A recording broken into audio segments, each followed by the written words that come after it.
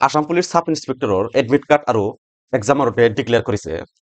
ইয়াৰ admit card আৰু নোটিছটো ক'ৰ পৰা চাব আহক চাওঁ। ফাৰ্ষ্ট মোবাইলত গুগল ক্ৰম অ'পেন কৰিব, চাৰ্চ কৰিব আসাম পুলিচ।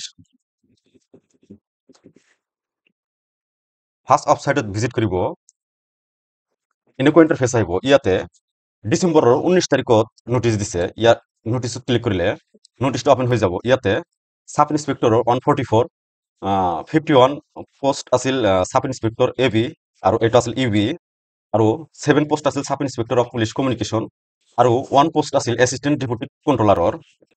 আৰু এক্সামটো হ'ব জানুৱাৰীৰ 5 তাৰিখত আৰু এডমিট কাৰ্ডটো ডাউনলোড কৰিব পাৰিব ডিচেম্বৰৰ 23 তাৰিখৰ পৰা 11টা বজাৰ পৰা এডমিট কাৰ্ড লাইভ হ'ব। আৰু যেতিয়া এডমিট কাৰ্ডটো লাইভ হ'ব ইয়াতে নোটিছৰ ৰাইট চাইডত ইয়াতে ডাউনলোডৰ অপশ্যন আহিব। যেনেকৈ ইয়াতে আহিছে ডাউনলোড এডমিট কাৰ্ড, তেনেকৈ ইয়াতেও ডাউনলোডৰ অপশ্যনটো আহি যাব।